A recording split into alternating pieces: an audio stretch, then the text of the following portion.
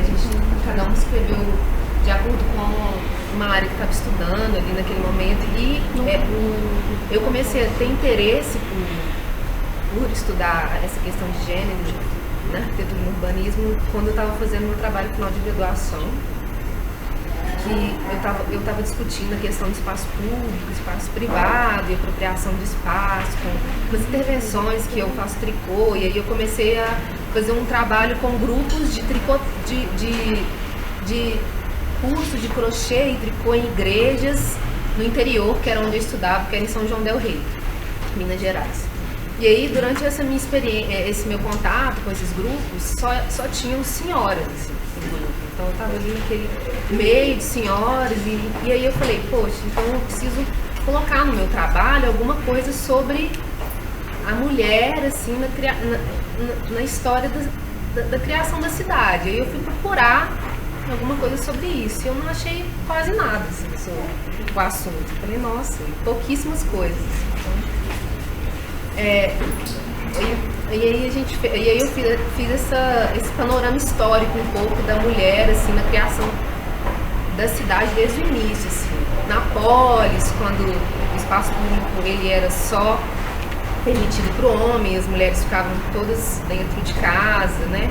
Tem esse panorama dentro da cidade, dentro da casa, né? Aí a gente pode falar um pouco sobre a arquitetura mesmo dentro da casa, que as mulheres tinham uma divisão interna na casa para o espaço da mulher, que aí facilitava a vigilância, né, da mulher ser vigiada assim, dentro da sua própria casa. E aí cai nessa questão da arquitetura a serviço mesmo desse domínio patriarcal desde sempre, assim. Na questão urbana, né, como eu já tinha dito, os espaços de âmbito de política, né? Todos eram... as mulheres não tinham autorização para frequentar esses lugares. E aí, nesse texto que a gente escreveu juntas, aí a Débora, ela entrou com essa parte mais pra frente, assim, né? Quando a mulher, ela se insere no mercado, na indústria, né? Para trabalhar, e aí ela inicia os trabalhos quando aparece essa facilidade pela introdução das máquinas, né, que aí não precisa mais do trabalho braçal, da força muscular, e aí a mulher ganha o mesmo status de uma criança, assim, e no trabalho, né, na indústria. E, inclusive, com salários baixos também, como das crianças. Então tem essa passagem da indústria de mão, assim, da indústria com baixa qualificação, e aí passa para essa indústria cabeça, assim, né, que é a mais qualificada, que aí quando entra no ensino da arquitetura, quando a mulher começa a estudar arquitetura, e ela só consegue estudar arquitetura, né, por concessões legislativas, assim, né. E aí a Débora entra com 2 exemplos, assim, de ensinos de arquitetura. Aí ela dá 2 experiências pedagógicas, né, sobre esse ensino. Na Bauhaus, que as mulheres não eram autorizadas, elas não podiam ingressar. Tinham toda uma dificuldade que era imposta a elas para conseguir entrar. E quando elas conseguiam entrar, elas eram mandadas para a parte da tecelagem, assim. Então, assim, era esse negócio de trabalho manual e tal. E Cambridge, né, que era uma alternativa da escola de Harvard para o ensino de arquitetura, mas ao mesmo tempo as mulheres que entravam para estudar, elas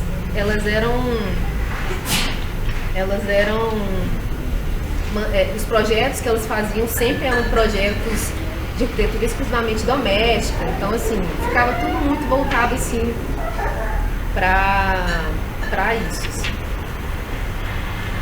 Bom, mas aí é isso, assim, acho que revendo assim, essa história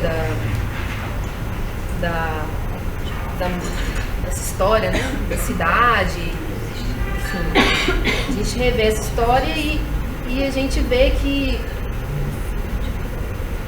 a invisibilidade da mulher persiste até hoje. Então, eu acho muito importante esse tipo de trabalho, a gente começar a discutir esse tipo de coisa, assim, dentro da história, dentro do que a gente está vivendo hoje, assim. E aí, agora, não sei, eu vou falar outras coisas assim, que agora a gente está trabalhando.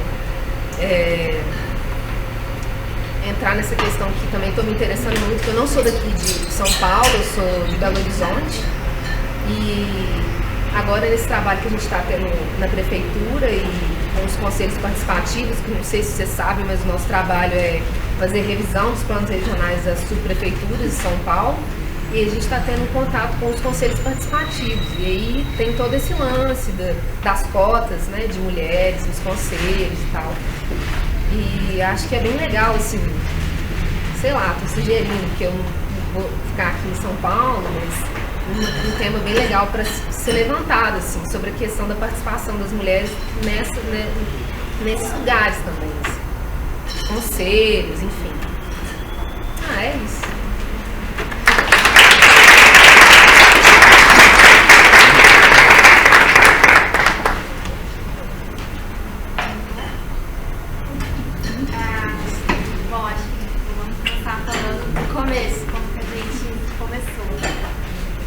Formou no mesmo nosso escritório, chama Criar, nossa parceria. A gente se formou, Sombras Inquietas, no nosso artigo, como se escreveu. E a gente se conheceu na Unifap, que é a Universidade de São José dos Campos. E a gente sempre se deu bem na faculdade também. Quando a gente saiu, as três também decidiram trabalhar juntas. E já de início, a gente já teve várias dificuldades. A gente não teve essa preparação para esse impacto na faculdade, não só da questão de gênero, mas também de trabalhar por conta própria, para enfrentar tantos problemas que a gente enfrentou que a gente não sabia lidar. E um dos problemas que a gente mais incomodou mesmo foi a falta de credibilidade dos clientes pelo fato de sermos mulheres. A gente começou fazendo projetos mais de interiores, assim, que é um foco bastante assim, da nossa cidade, né?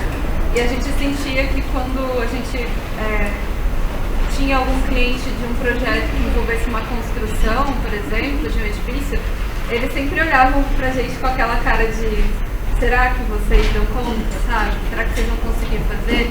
Então juntava vários fatores, assim, o fato de nós sermos seres mulheres, o fato de nós sermos inexperientes também, um pouco porque a gente tinha acabado de se formar. E eu acho que também sei lá, esse descrédito mesmo de que realmente a gente poderia fazer algo que fosse um trabalho de qualidade, enfim, que fosse bem entregue, assim. Também o que incomodou bastante é que, assim, a gente pensava qual roupa a gente devia usar para ir na obra. Porque a gente estava pensando, se eu for com uma tal saia, que imagem que eu vou estar passando? A gente ficava com medo de um certo assédio, porque a gente recebeu mensagem de assédio e a gente fez como toda vítima se faz, né? Se culpa. A gente se culpou, nossa, a gente tem que se vestir com calça comprida, a gente tem que não usar decote, porque tava tirando essa credibilidade nossa. A gente teve esse pensamento assim, que não devia ter. Aí depois a Emily veio com a ideia da revista, né? Falou, olha, vai ter uma chamada e tal.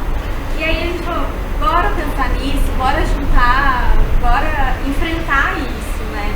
Acho que o momento de escrever o artigo foi interessante, porque foi uma reflexão nossa do que aconteceu naquele ano, sabe? De todos os desafios, até então, todos acho que a gente os não problemas. pensava nisso, assim. A gente começou a pensar com o artigo. Com o artigo foi uma reflexão mesmo que foi, e foi interessante, porque às vezes algumas coisas a gente achava que era tão automático, não, porque a gente não tem experiência e tal. E às vezes não caía a ficha do quanto isso era uma coisa preocupante, alarmante mesmo. Não era pra gente achar que era uma coisa normal, né? Era pra gente rever isso, de também não se culpar, de sei lá, de ter uma situação de assédio, tanto com prestadores de serviço, quanto com os próprios clientes também, sabe? De ver que assim, não era a nossa postura, era a postura dessas pessoas que estava errada. Então isso foi bom que nesse momento a gente conseguiu botar isso para fora e conversar e ver que era realmente algo que estava errado ali, né? E talvez também até mudar um pouco também a postura, assim, né? De não ficar se culpando, não achar que o problema está na gente e tal. E mesmo isso é bem firme também, né? No andamento, assim, na rotina do dia a dia, agir de uma forma bem mais firme também nessas coisas, né? Não achar, não, é razoável a pessoa pensar isso porque eu sou nova, sou jovem e porque eu sou mulher, sabe? Não, acho que não é razoável. Então foi uma espécie de reflexão, mas de enfrentamento. Esse foi bem importante. Foi imposto. Acho que é isso.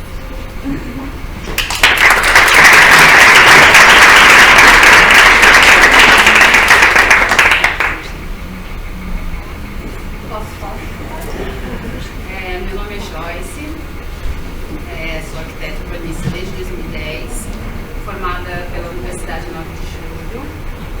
E o meu texto, o título dele, que é Os Caminhos da Equidade no Planejamento Urbano, ele surgiu de uma surpresa que eu tive ao longo dos meus estudos e das minhas pesquisas. E quando eu entrei para a faculdade eu já tinha um olhar feminista sobre as coisas e já tinha algumas observações ali dentro do campo acadêmico, a falta de credibilidade das mulheres, a ausência de mulheres também nas nossas bibliografias de estudo, de pesquisa, então já tinha várias coisas que eu observava. E quando eu entrei para fazer arquitetura, eu tinha muito gosto pela arquitetura em si, essa coisa de você projetar prédios, casas, enfim, você fazer uma intervenção no espaço menor. E aí eu fui estudando e acabei me deparando com o urbanismo e descobri que eu era muito mais apaixonada pela área do urbanismo e pela arquitetura em si, embora sejam coisas correlatas. Mas como urbanista você tem uma atuação mais abrangente, você interage com diversas visões profissionais e você tem uma função como arquiteto urbanista que é muito mais importante do que muita gente pensa. Eu costumo dizer que o urbanismo é uma escola de arquitetura à parte. Se você faz a faculdade de arquitetura e urbanismo, só quando você chega no urbanismo você acaba vendo que tem um mundo de coisas para você pensar e considerar. E aí eu fui fazer estágio já nessa área, né, de urbanismo. Trabalhei na Diagonal Urbana, fazendo regularização fundiária, que é um assunto que pouca gente da arquitetura ainda aborda, mas que é muito interessante. E que tem essa coisa também de você interagir com vários tipos de profissionais. E aí eu descobri que existia o direito urbanístico e quis continuar nessa linha de pesquisa quando eu saí da faculdade. Eu sempre trabalhei com essa área, assim. E aí eu me deparei com o texto de uma jurista sensacional, que é especialista em urbanismo, em direito urbanístico, em políticas públicas voltadas para o urbanismo. E o nome dela é Betânia Alfonsine. E ela é praticamente uma referência nacional nessa área, né? E eu fiquei muito feliz porque até então eu não tinha tomado conhecimento de nenhum movimento feminista dentro das questões tanto urbanísticas quanto da arquitetura como um todo.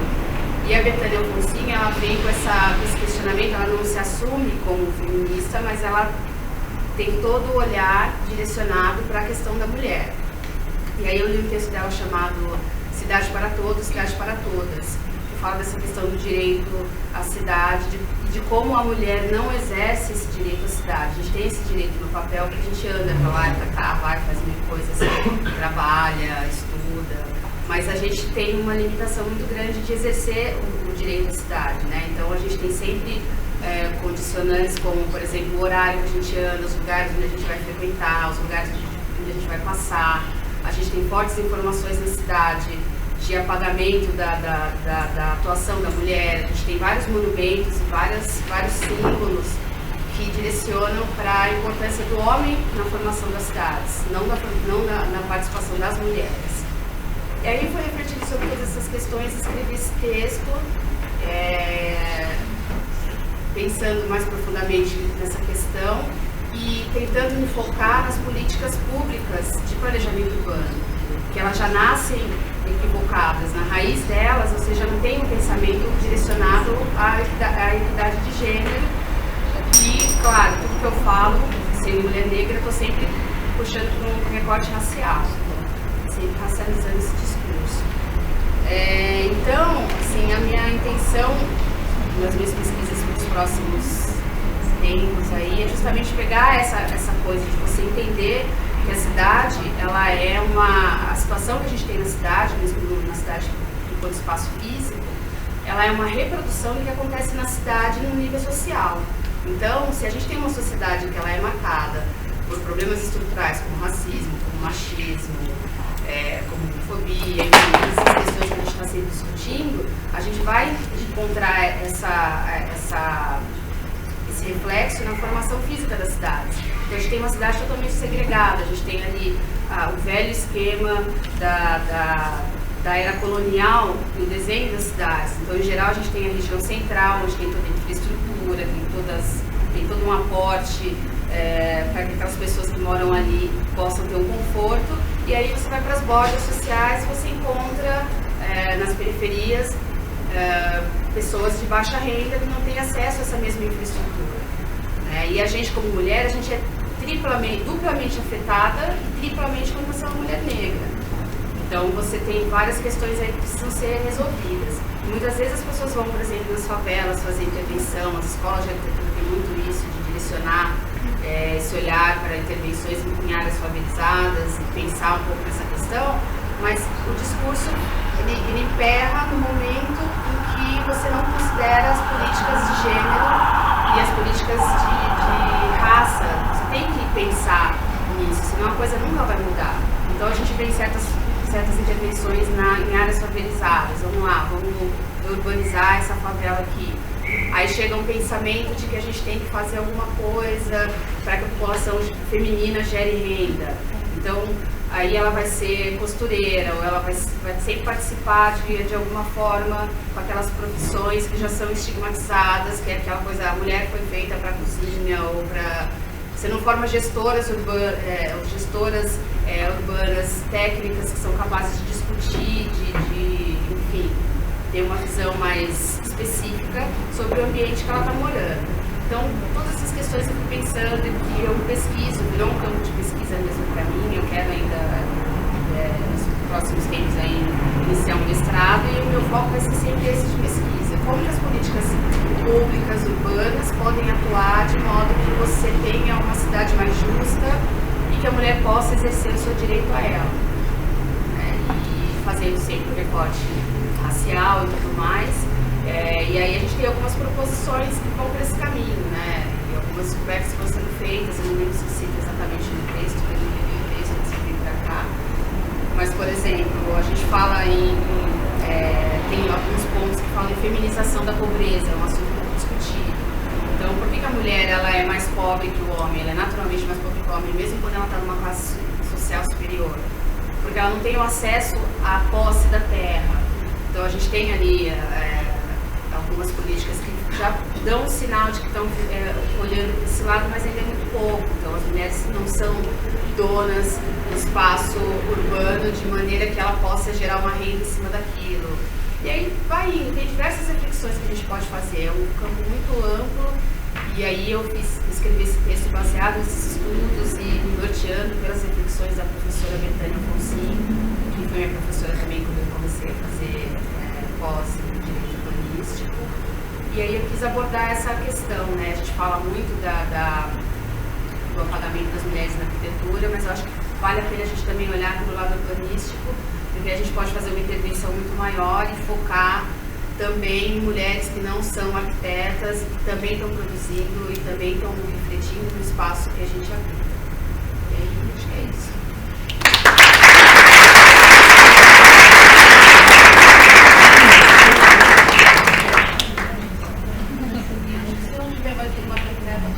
Tem a Sandra, tem as meninas do GT Mulheres e a Laís chegou.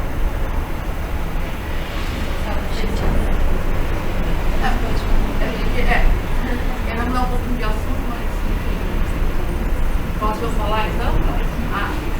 Eu gostaria só de destacar a importância que teve a revista no contexto atual, em que eu estou começando, eu posso dizer que eu estou começando minha carreira de escritora, sou jornalista, fui jornalista há décadas, Então sempre escrevi muito e muitas vezes escrevi em casa, porque fui freelancer muitas vezes para poder cuidar dos filhos. Então eu não tive tempo de lidar com a questão literária. E agora, que uns 2 anos para cá, eu tive tempo pelo menos para escrever, né, aquilo que eu queria escrever de contos, de poemas, de histórias infanto-juvenis, que eu sou jornalista e pedagoga também. E aí comecei a me tocar que ninguém ia vir me convidar para editar minhas coisas, né? Ninguém ia fazer isso, eu ia ter que ir atrás. E gostaria de contar rapidinho um episódio de uma tentativa de fazer contatos.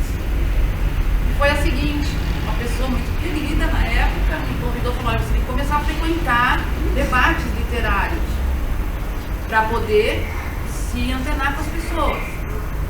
Eu falei, tá bom. Assim, antes de dizer para você assim, que eu obviamente escrevo a partir da minha condição de mulher. Os últimos contos são de mulher madura, com filhos. E assim, quando eu terminei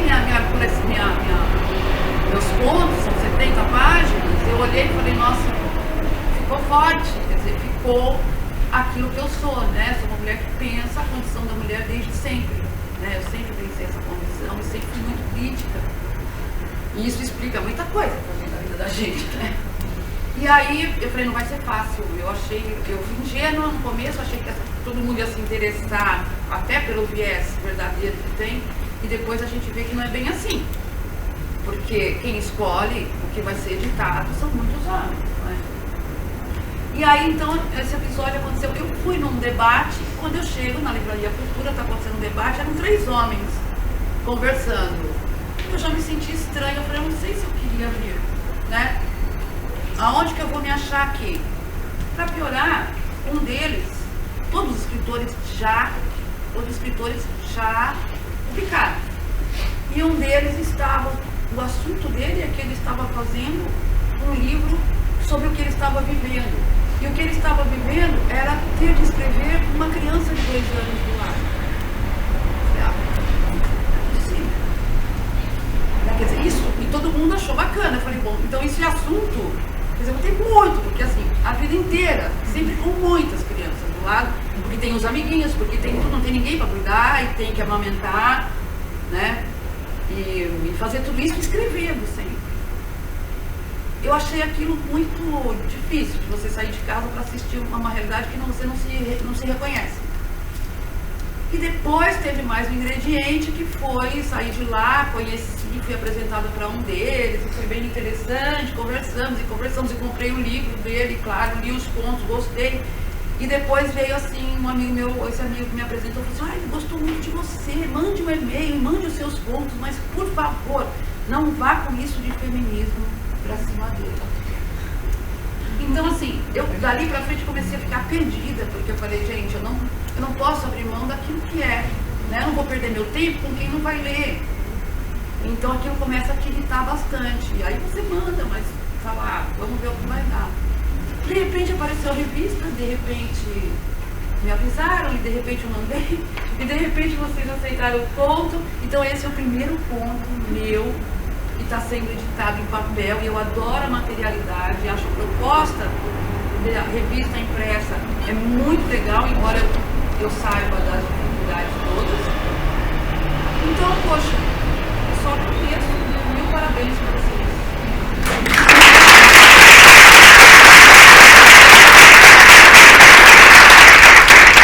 E hoje é aniversário da Sandra, gente.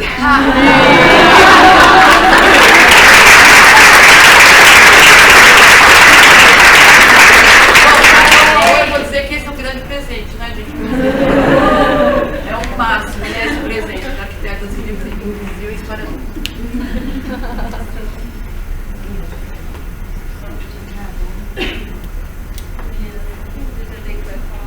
Qual que é o presente?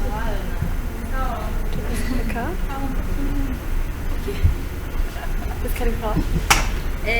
Eu vou falar bem rapidinho. O nosso artigo na revista foi contando mais ou menos como que nasceu o GT de Gênero dentro do sindicato. e qual que é o papel que ele se pretende ser, porque ele é bem novo ainda, começou ano passado, tá indo bem a passos lentos, assim, tá difícil de começar a engrenar uma coisa, mas a gente tem algumas vitórias já que eu vou falar agora pra vocês e vou explicar de onde ele nasceu. Foi uma iniciativa das diretoras do sindicato que... As diretoras do sindicato em 2014, elas fizeram uma palestra no encontro estadual que teve, porque o sindicato que faz todo ano tem um encontro estadual. E aí teve essa palestra que foi sobre arquitetura e questão de gênero, que foi um sucesso. E foi uma coisa nova, foi assim, esse vídeo viralizou na internet depois. E a partir daí a gente percebeu que estava faltando esse tipo de discussão, estava faltando esse espaço para a mulher poder conversar e tudo mais. E aí eu acho importante falar que o sindicato é uma coisa pouco conhecida dos arquitetos, né? A gente tenta levar o nome do sindicato, mas ele existe tem 40 anos, desde 71, e nunca tinha tido um GT de gênero, nunca tinha tido esse espaço de debate antes. E esse ano, recentemente, a gente lançou as diretrizes, que está colada ali, as diretrizes para os sindicatos, para instituições com as nossas conversas e tudo mais. E a partir dessas diretrizes a gente conseguiu a paridade de gênero dentro do sindicato para as próximas gestões. Então, a partir desse ano, que vai ter eleição, tem que ter 50% obrigatoriamente de mulheres diretoras, dentro das 40 diretoras. Eu acho que isso é uma vitória sensacional. Foi, assim, a gente teve que gritar na reunião, na assembleia, para ver se isso ia, e foi uma última conquista do GT. De base eu posso falar mais? Ou... eu posso falar um pouco mais sobre o GT, assim, que a gente tem a intenção, justamente o que vocês três falaram, que foi uma coisa do mercado de trabalho, de não saber lidar e das problemáticas dentro da faculdade, isso se avança, assim, quando você está no escritório, você sofre opressão e você não tem voz, tudo isso, na verdade, o GT quer ser um QG de reflexão, para poder conversar, encontrar situações similares com outras pessoas que já passaram pela mesma situação. Então, na verdade, é a questão da visibilidade e da consciência de que aquilo acontece com você, porque a gente percebeu assim, as arquitetas passam por isso, não só arquitetas, claro, mas as trabalhadoras, né, passam por isso e não sabem que aquilo é machismo. Acham que é naturalizado, é uma situação naturalizada. E eu acho que a principal função do GT é desnaturalizar essa situação. E como está dentro do sindicato, o foco é voltado para as questões trabalhistas. Então, o trabalho da arquiteta como autônoma, professora e também dentro das universidades. Alguma coisa mais? Não, porque dentro das universidades que é daí que... Esse é o artigo da revista. O artigo da revista, eu estou resumindo o artigo. Ele fala justamente como nasceu e o que pretende o GT. Tá todo mundo muito bem-vindo para vir em qualquer reunião, as reuniões são abertas. Costuma ser de segunda-feira. Primeira segunda-feira do mês. Toda primeira segunda-feira é aberto, pode vir, depois no outro dia não vir, enfim. Mas quem deixou o e-mail, a gente vai tentar entrar em contato por e-mail e perguntar se vocês querem entrar no nosso grupo de e-mail. Tem o nosso grupo do Facebook também, que ele é aberto, é só pedir para entrar. Chama GT Mulheres de Arquitetura. E a gente está com vários projetos em mente, sabe? A gente queria colocar isso para andar, assim. E a gente está aberto para parcerias, né? Igual foi a parceria dos arquitetas visíveis. A gente tem daqui 2 semanas um novo evento em parceria também. E aberto para novas parcerias. Então aqui a gente tem um espaço físico e a gente tem como viabilizar debates. Eu tô sentindo que isso é como se fosse uma reunião do GT, entendeu? É exatamente isso, é vir falar sobre o que a gente passa, como pode melhorar. E a gente de certa forma, todo mundo que tá aqui tem consciência já de que isso acontece. A opressão, a discriminação e tudo mais. E eu acho que nosso papel é passar isso para quem não tem essa noção ainda. É isso.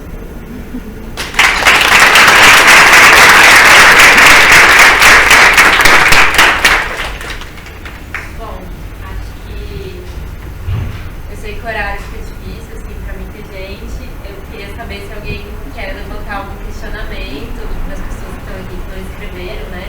alguma pergunta para uma de nós? Alguém quer falar mais?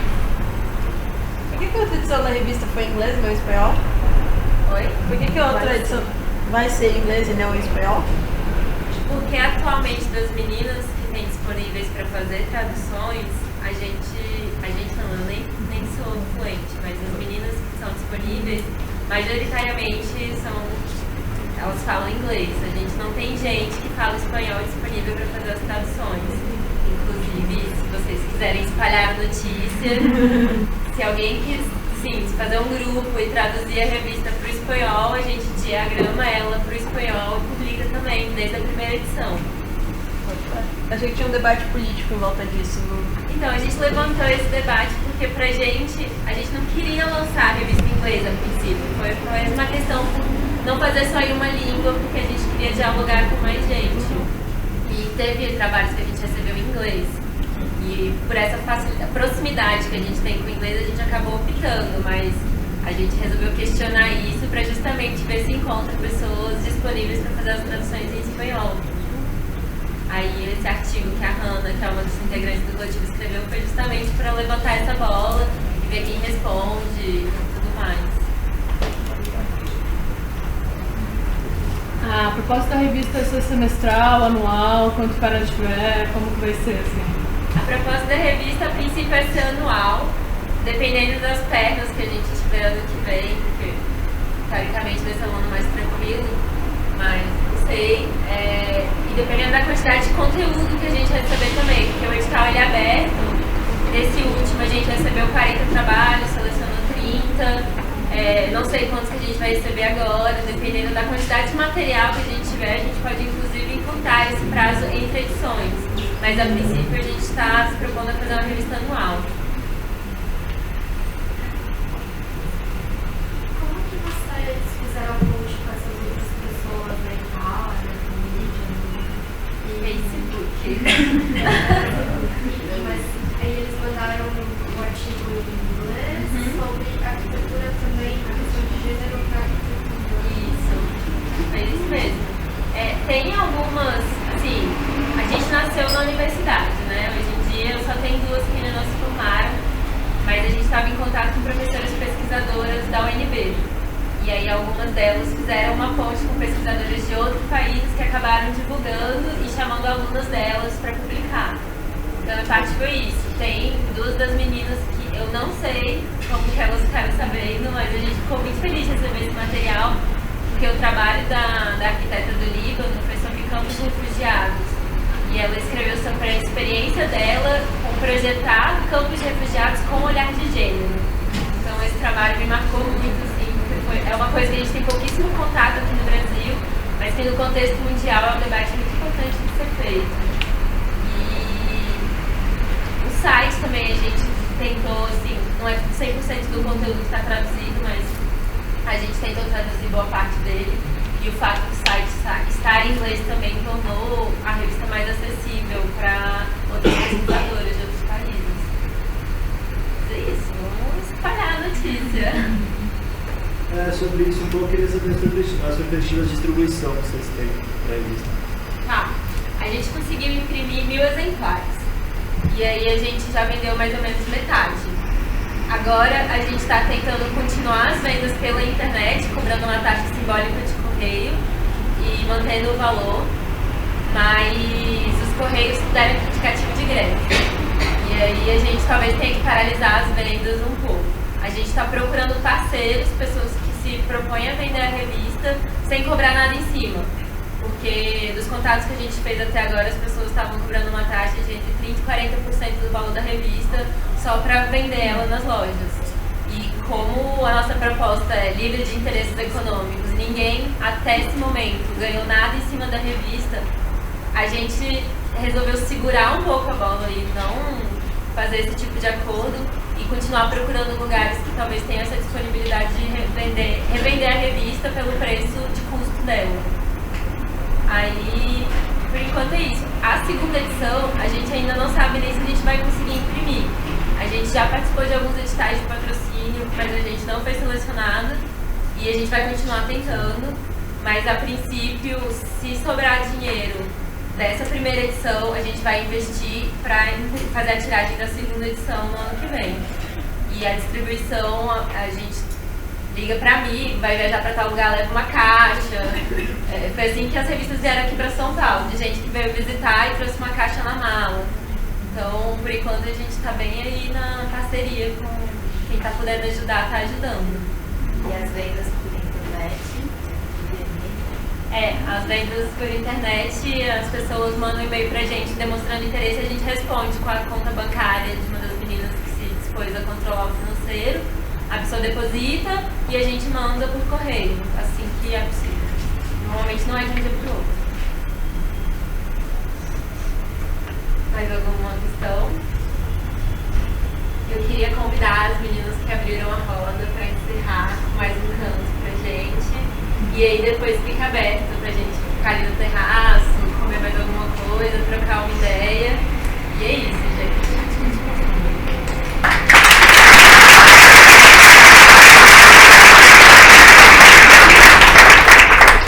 Alguns anos atrás, meu nome é Karen, eu sou formada agora na Estadual de Londrina, e há algum tempo atrás eu vi uma temática dos encontros de arquitetura falando sobre a mulher e o direito da mulher na cidade. Eu gostei muito da fala sua sobre o direito à cidade, eu acho super interessante. E no processo de pensar sobre isso, eu fiz uma paródia, eu estava escutando uma paródia do Criolo sobre cálice, né? E aí eu fiz uma versão feminista, eu gostaria de passar para vocês, bem rapidinho. Espero que não é. É assim, gente. Como ir pro trabalho sem ser assediada, voltar pra casa sem ser estuprada, chegar em casa não ser espancada, ficar em casa não ser violentada. Se às 3 da matina tem alguém que frita, o opressor é capaz de tudo pra manter sua brisa. Ficar em casa não ser molestada, ser mulher e ser respeitada. Como é difícil acordar calada, se é na calada da noite que eu me engano. Quero lançar um grito desumano, que é uma maneira de ser escutada. Há preconceito contra a mulher negra, há preconceito contra a mulher branca, há preconceito contra a mulher índia, há preconceito contra a mulher lésbica, há preconceito contra a mulher trans, há preconceito a quem não quer ser mãe, há preconceito caso não quiser. Pra existir preconceito basta ser mulher. Pai, afasta de mim quem me acusa. Pai, afasta de mim essa culpa. Pai, afasta de mim esse cálice, pois nas cidades corre sangue demais.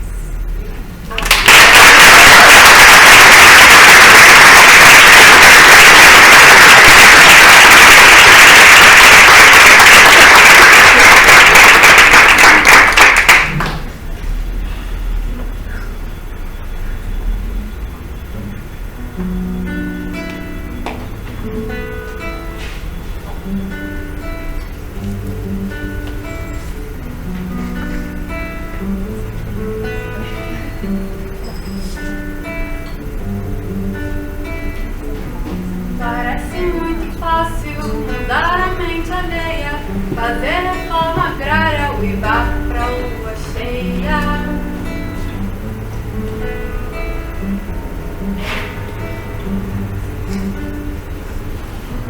Parece fácil a beça distribuir a renda, curtir a natureza, mas a guerra tem pressa.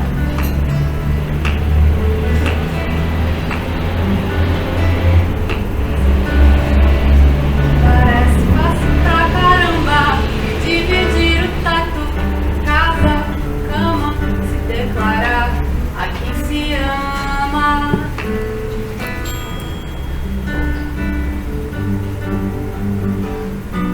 É fácil medir,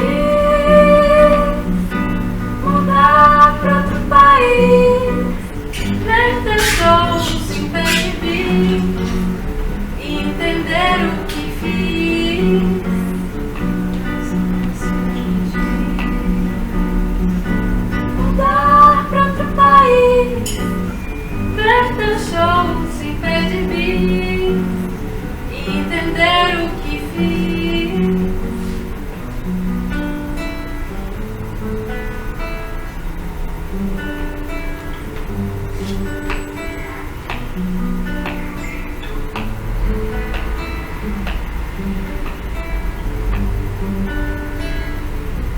Parece muito fácil mudar a mente alheia, fazer reforma agrária ou ir pra lua cheia.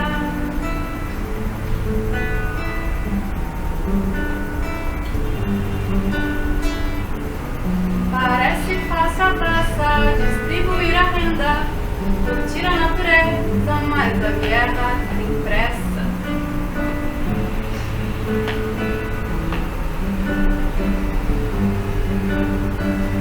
Parece fácil pra caramba dividir o tatu, casa, cama, se declarar a quem se ama.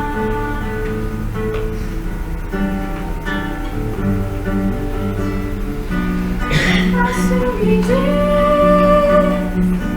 mudar pra outro país, ver teu show sem pé de bis, entender o que fiz.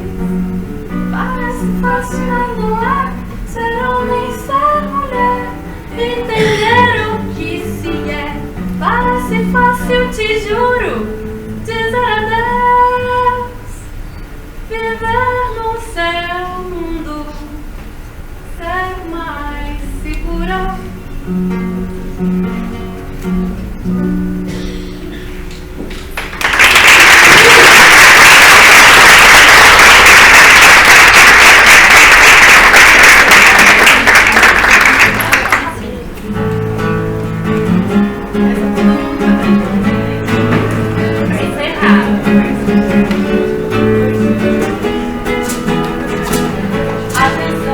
Ao dobrar uma esquina, uma alegria. Atenção, menina, você vem. Quantos anos você tem? Atenção, precisa ter olhos firmes. Deixa o sol para essa escuridão. Atenção, tudo é perigoso, tudo é divino, maravilhoso. Atenção para o refrão, é preciso estar atento e forte. Não temos tempo de temer a morte. É preciso estar atento e forte. Não temos tempo de temer a morte. Atenção, para escreve pro refrão, palavrão, a palavra de ordem. Atenção, para o saber da atenção. Atenção, tudo é perigoso, tudo é divino, maravilhoso. Atenção para o refrão, é preciso estar atento e forte. Não temos tempo de temer a morte. É preciso estar atento e forte. Não temos tempo de temer a morte. Atenção para as janelas do ônibus. Atenção a pisar as mãos do mar.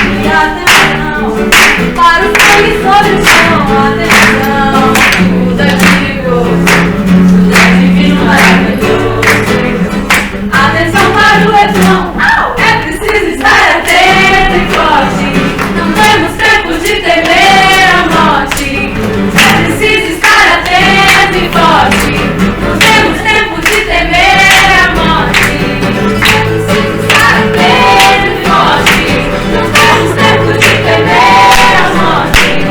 É preciso estar atento e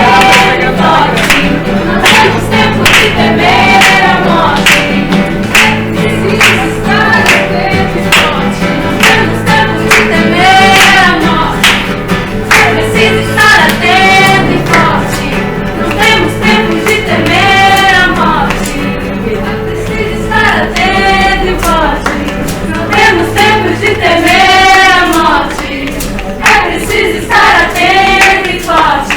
temos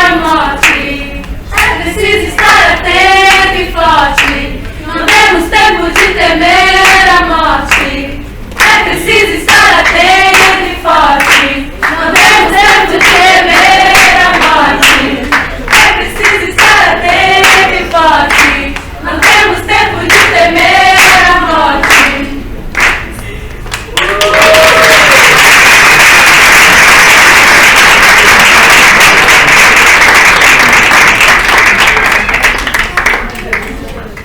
companheiro.